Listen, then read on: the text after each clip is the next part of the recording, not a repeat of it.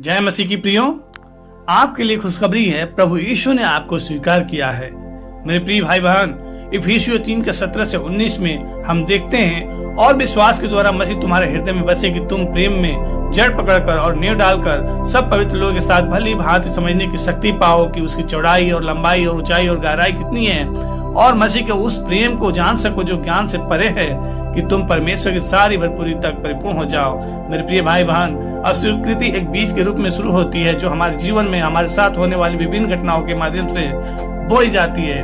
परमेश्वर हमसे प्यार करता है और हमें स्वीकार करता है, लेकिन शैतान हमें यह सोचने पर मजबूर करके हमसे यह सच्चाई चुरा लेता है कि हम स्वीकृत हैं, इसलिए हम खुद को अस्वीकृत और अप्रिय महसूस करते हैं। जब ऐसा होता है तो यह हमारे जीवन के हर क्षेत्र को प्रभावित करता है। यह कई शाखाओं वाला एक पेड़ बन जाता है जो सभी बुरे फल देता है।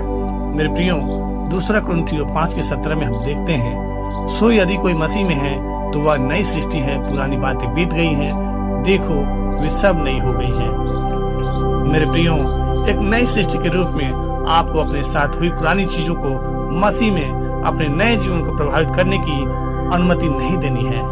आप मसीह में एक नए जीवन के साथ एक नए प्राणी हैं। आप परमेश्वर के वचन के अनुसार अपने मन को नवीनीकृत करें। आपके साथ अच्छी चीजें होने वाली है। मेरे प्रियो, अपने जीवन के बारे में सकारात्मक सोचना शुरू करें। इसका मतलब यह नहीं कि आप जो भी चाहते हैं उसे सिर्फ सोचने से पा सकते हैं।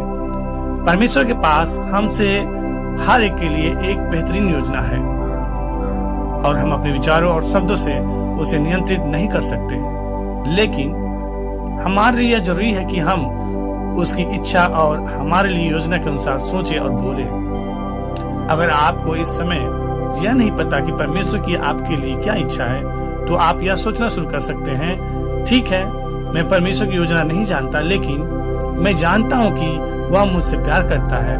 वह जो भी करेगा वह अच्छा होगा और मुझे आशीर्वाद मिलेगा। मेरे प्रियो, परमेश्वर ने आप में एक अच्छा काम शुरू किया है और वह इसे पूरा करेगा।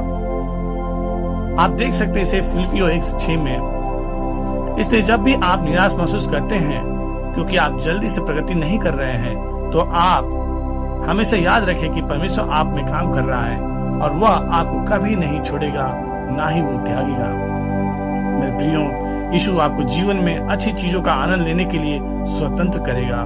परमेश्वर पर भरोसा रखें कि वह अपने वचन के अनुसार आपके मन को न्याय कर रहा है।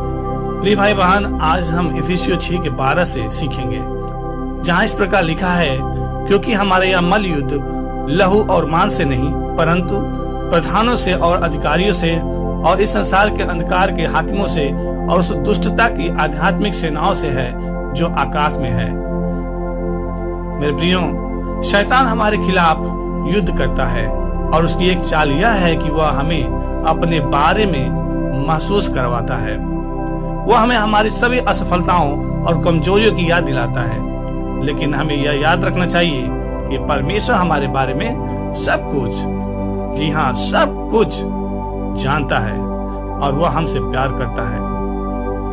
मेरे प्रिय भाई बहन, हम कई लड़ाइयां लड़ते हैं, लेकिन शायद सबसे बड़ी लड़ाई जो हम लड़ते हैं वह खुद से है। हम इस भावना से संघर्ष कर सकते हैं कि हमें जीवन में जितना हासिल करना चाहिए था उससे कहीं ज्यादा हासिल करना चाहिए था। हमें लग सकता है कि हम कई मायनों में असफल रहे हैं। हम निराश होकर अपने भीतर संघर्ष करके कुछ भी नहीं बदल सकते, केवल परमेश्वर ही हमें बदल सकता है। जब हम उस पर भरोसा करते हैं, वह हमारी लड़ाइयां लड़ेगा और जीतेगा। हमारा काम है विश्वास करना, उसके साथ सहयोग करना और पवित्र आत्मा की अगुवाई का पालन करना।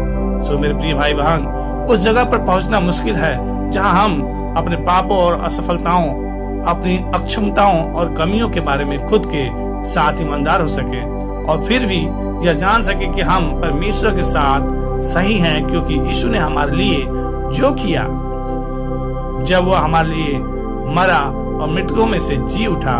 यदि आप अपने भीतर युद्ध कर रहे हैं, तो यह जानना कि आप मसीह में परमेश्वर की धार्मिकता हैं, शांति और आध्यात्मिक शक्ति का दोहन करने की एक जबरदस्त कुंजी है। मेरे प्रियो, हम तब बदल सकते हैं जब हम परमेश्वर की आराधना करते हैं और उसे देखते हैं, न कि तब जब हम स्वयं को देखते हैं और अपनी अनेक कमियों को जोड़ते हैं। मेरे प्रियो, विश्वास है कि आज इस वचन से आपने आशीष पाया होगा। प्रभु आपको आध्यात्मिक शक्ति से भरे, दिन प्रतिदिन वचन में मजबूत करे और प्रभु पे आपको विश्वास करने में दृढ़ता से आगे लेके चले।